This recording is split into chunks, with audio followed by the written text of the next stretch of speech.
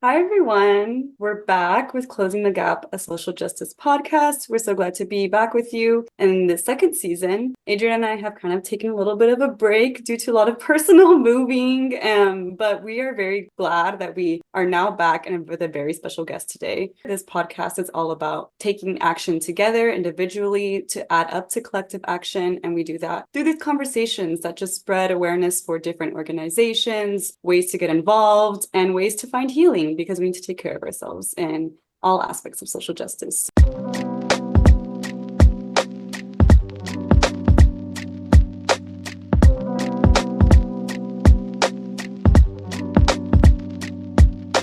So today, as Tanya mentioned, we're very excited for our guest. We're going to be interviewing Brandon Rothrock.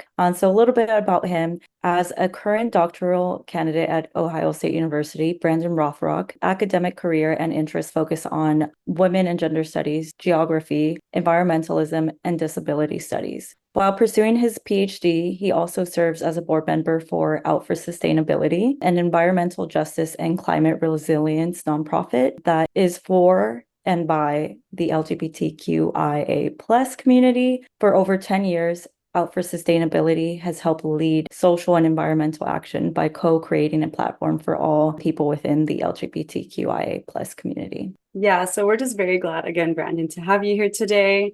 We have a lot to talk about because you just have a lot of experience. So we were telling Brandon, for all you listeners out there, we were telling him that we don't know where this conversation is going to lead because Brandon's just super amazing. So why don't we start actually in the beginning? What led you to do all this? What inspired you to get so involved in environmental justice, to stand up for the LGBTQIA plus community? And how does your identity incorporate with what you do, using that to show up for so many other people and communities? Because that is basically what you do all around the board.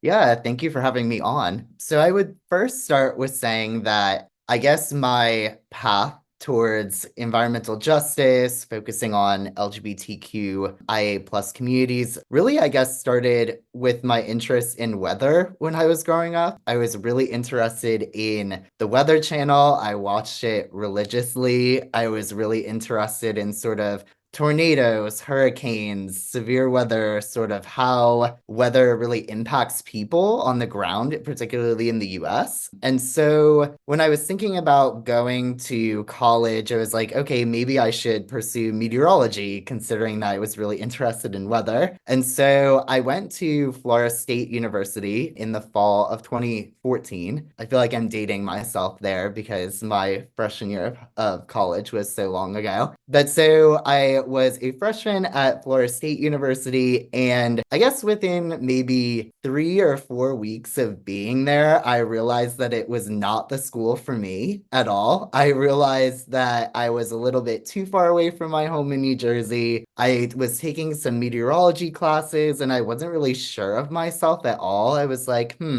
this has a lot more math, a lot more like really hard physics that I wasn't really expecting. I was kind of like, where are the people in these classes? I wanted to know about what was happening with people and whether, not necessarily physics. And so I ended up transferring to Penn State in the spring of 2015. So I'd only been at Florida State for a semester. And when I transferred, I was really sort of just looking for any way possible to get involved in anything environmental related. And so there was a group on campus called Eco Reps, which was essentially a student-run organization, but it was also a paid position through Penn State Housing. And essentially, their goal was to teach other students in sort of peer-to-peer engagement around recycling and composting on campus. And I selfishly was like, okay, I need to make friends. I need to get some experience in some environmental space. And so I applied to work for them and got accepted to the program. And I really feel like that's where my environmental journey sort of took off. And then also in that same semester, I ended up taking my first geography course, which was human use of the environment. And I remember the first week I was there, just brand new university, didn't have like many friends or connections on campus, was just taking a geography course sort of as a required elective for meteorology because I still was in that major. I realized that this was like actually where I needed to be in this geography class. Like I realized it was like, oh, thinking about people and places and the environment is geography. And I had no idea about it before. And if you know anything about geography in higher ed, it's really like a major that people find. Like they're not necessarily going from high school to college being like, yeah, I'm going to be a geographer. And so I feel like as I switched my major into geography, I started taking more classes around just human involvement with the environment. And I really took a class on gender geographies, and that really exposed me sort of to how gender and sexuality really influence how people think about the environment, how people engage with the environment in an everyday context. And I really think that sort of moving towards like LGBTQ work specifically, I started definitely diving into that a bit more during my master's thesis. And so I was a master's student in geography at West Virginia University, and I was really focused on how LGBTQ undergraduate students were thinking about climate change in relation to their sexuality and the environment. And that really got me interested in sort of thinking about how rural spaces and college spaces influence how LGBTQ people are thinking about their identities in the environment, in nature, as I guess you would call it. And so, yeah, I would say really that's sort of how I got more involved in environmental justice. And then after my master's, I worked for Environmental Defense Fund's Justice and Equity team. It was supposed to be a 10-week fellowship, but it ended up being extended to about 6 months. So while I was working on their Justice and Equity team, I was helping to create their first ever landscape analysis of environmental justice for the organization. So really looking at the different teams at EDF and what they were working on and how it connected to environmental justice and how communities were involved in environmental justice as well. Such an impressive resume. The experience is so vast, and I really love how it kind of built through your experiences, especially like through college. I know for me personally, one of the most impactful classes I've had at school was interpersonal communication studies. And that just opened up the door, and it really just made me realize like how everything really is connected, and our experiences, the way that we identify really do shape how we view the world and how, and sometimes unfortunate circumstances, how we experience the world as well. So it's really amazing to know that's kind of like what kickstarted your foundation, and to see where you've taken it. It's really great. And with that, did want to ask if you could elaborate a little bit more on your perspective of how important environmentalism is for the LGBTQ plus community, and why people within that community should be getting involved in those types of social causes. Yeah, definitely. So I think the connection between LGBTQ people and the environment is really comes down to a conversation about access and thinking about how LGBTQ people in everyday spaces are socially marginalized, discriminated against, and how those sort of everyday aspects transfer over into the environment, particularly around disaster. And so just to throw out some statistics here and there from Just Solutions recently on their social media was created a pride related post about LGBTQ people and climate vulnerability. And they mentioned that 29% of LGBTQ people live in states that do not prohibit housing discrimination based on sexual orientation or gender identity in the United States. 1 in 5 transgender people in the US are discriminated against when seeking a home or housing, and 1 in 5 LGBTQ people experience homelessness at one point in their lifetime due to discrimination. So thinking about these sort of everyday circumstances in the United States, how does that transfer over into the environment? And we see it through many different ways. We see a lack of social justice for LGBTQ people, especially for Black, Indigenous, and other non-white LGBTQ people in the United States. And it also translates over to thinking about the environmental movement in the US and how it has largely been whitewashed since the 1970s. Caroline Finney, who is the author of Black Faces, White Spaces, it's a really, really interesting book that dives into sort of how African Americans in the United States have sort of been pushed out of the environmental movement or sort of not seen in what you would so-called natural environmental spaces like hiking areas, national parks, and forests. Yeah, so I would say queer people have to sort of fight for their existence every day,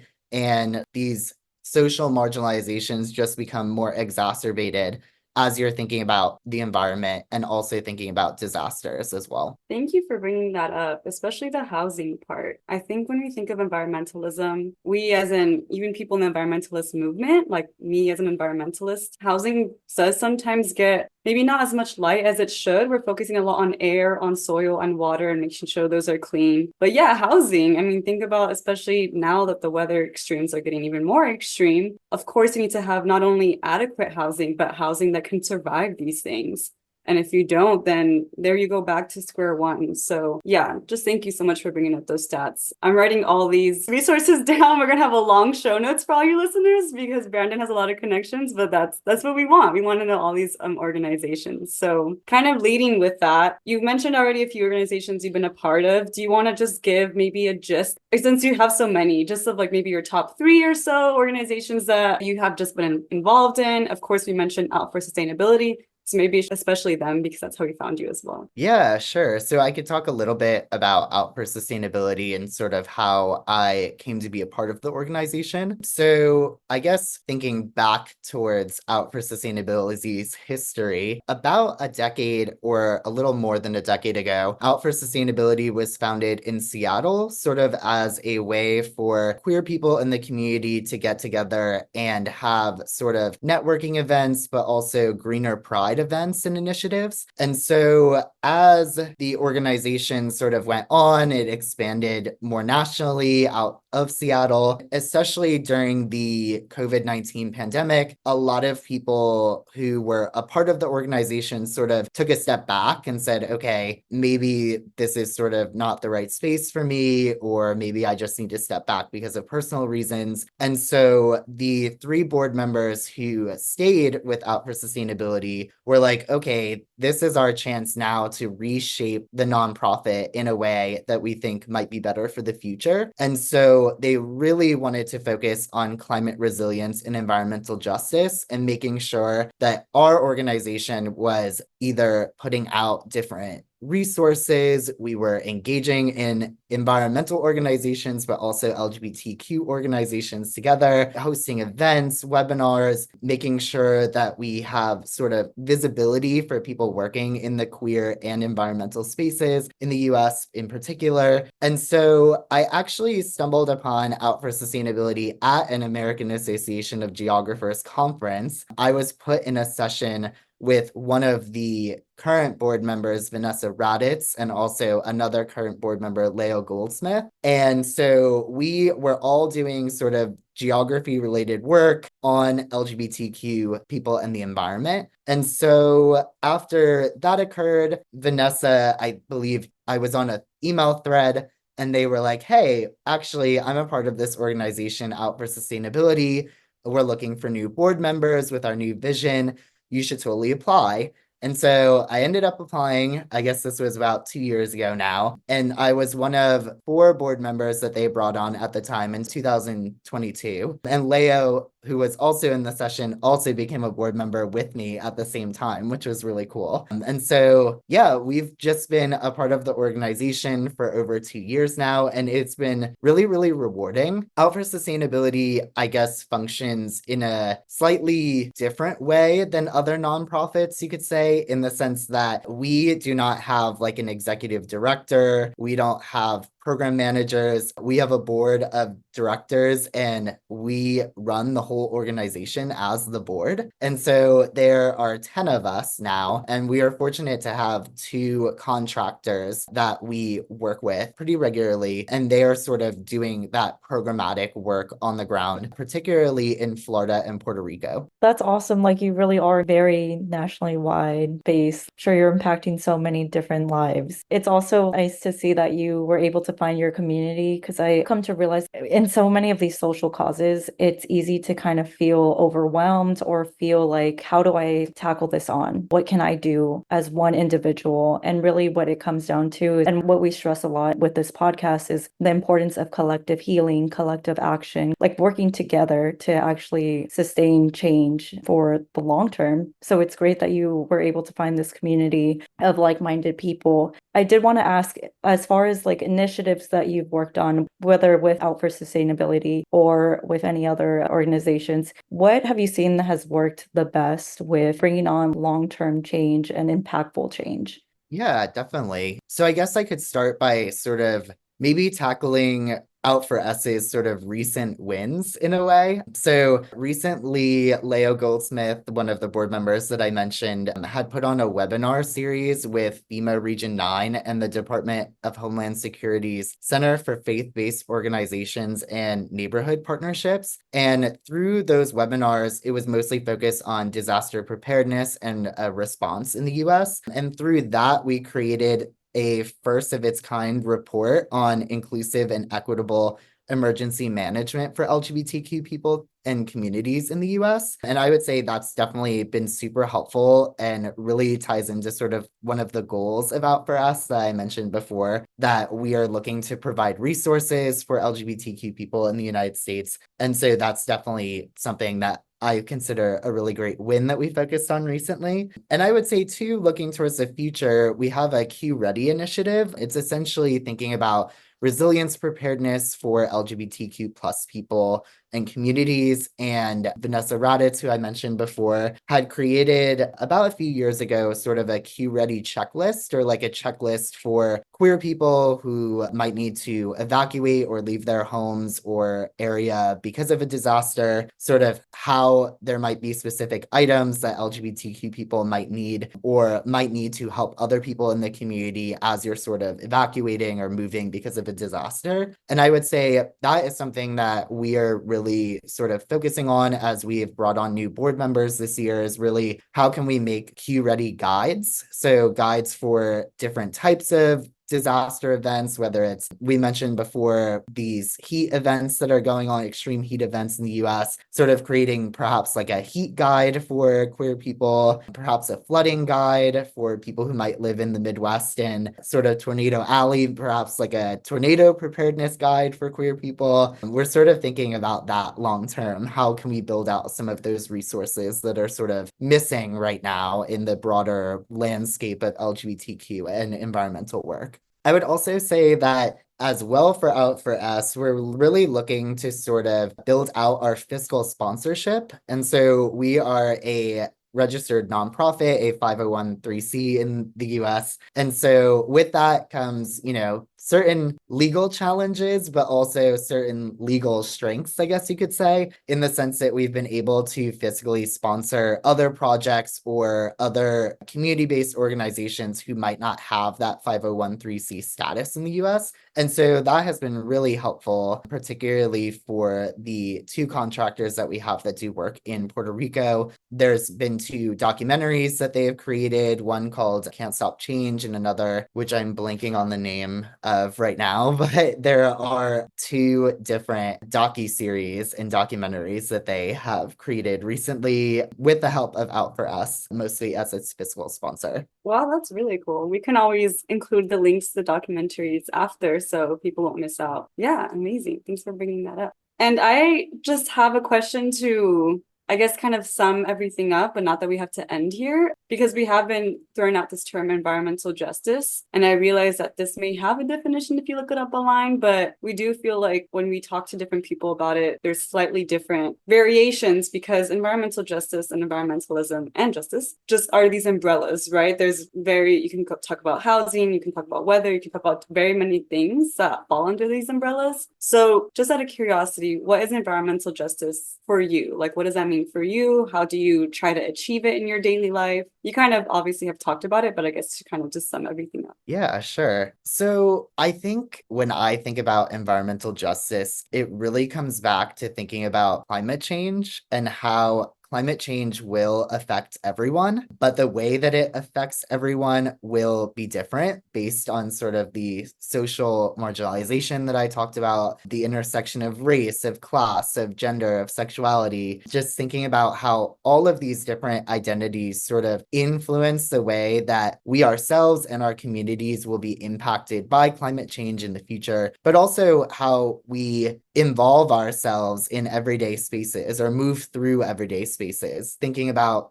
how a queer person might feel walking through a academic building on a campus, or having someone perhaps go to a town where you know that it might be a very rural town that might be not accepting of certain races, of certain identities. And so thinking about how power is also interlocking with that as well, sort of how corporations and capitalism, and thinking about how specific people are able to have the power to socially marginalize other people when it comes to the environment is definitely something that I think about as well with environmental justice. And so I feel like if I had to create a definition for environmental justice, I feel like I can't, because I feel like I'm thinking about it in more of like a very systematic way that's very complex and very sort of messy, where there's so many things involved, like we talked about before. Like, you could talk about housing justice, you could talk about disaster justice, you could talk about reproductive justice, and they're all involved in environmental justice in one shape or form in the US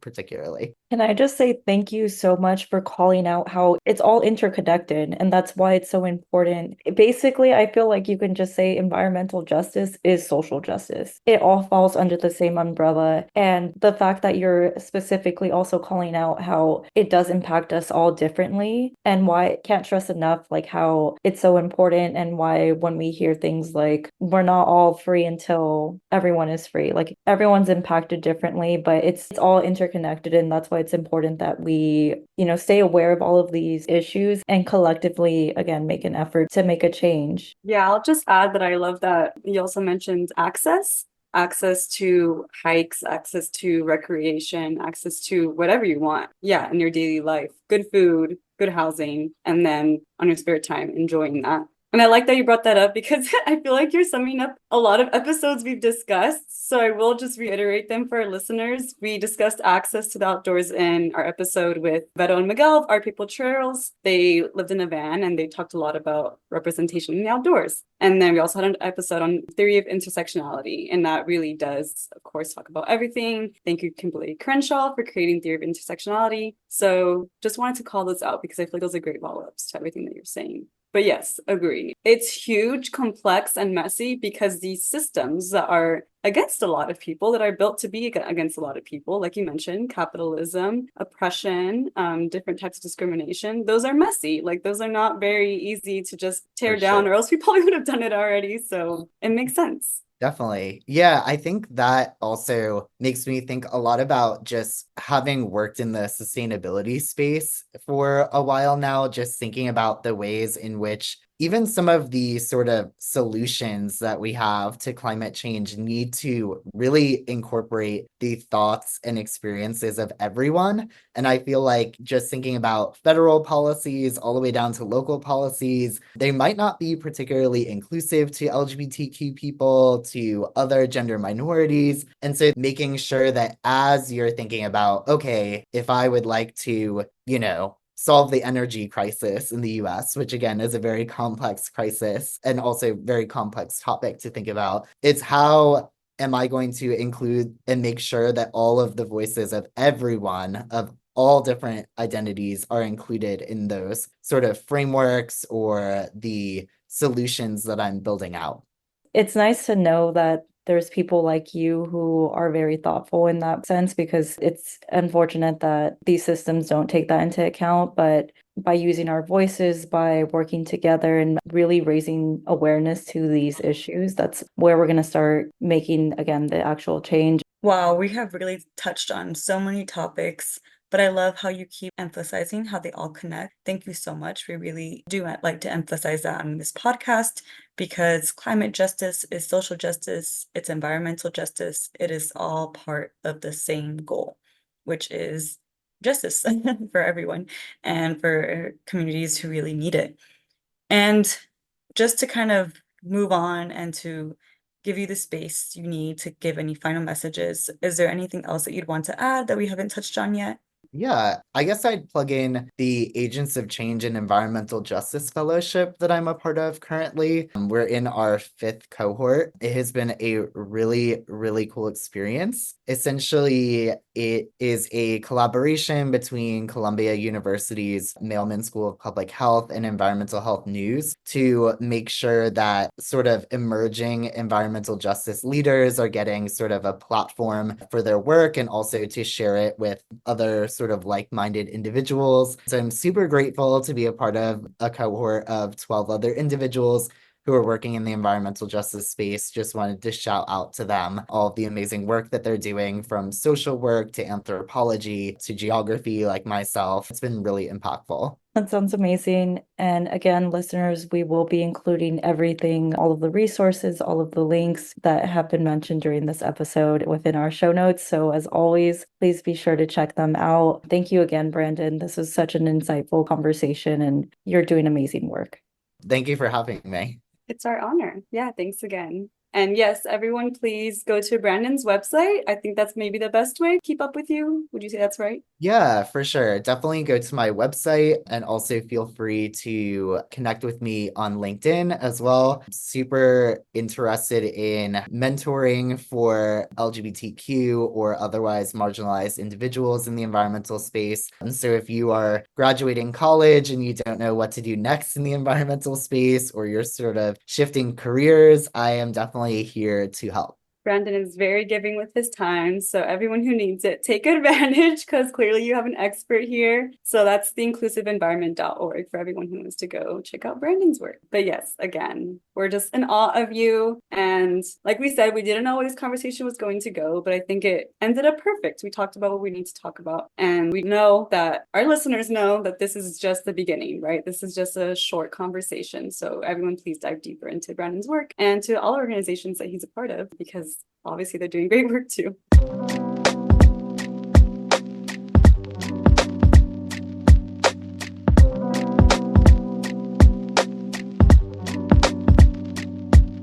Friendly reminder to follow us on TikTok and Instagram at Closing the Gap Pod, or to email us at closingthegappod@gmail.com with any questions or feedback. We all hope you enjoyed this episode, and we'll catch you on the next one.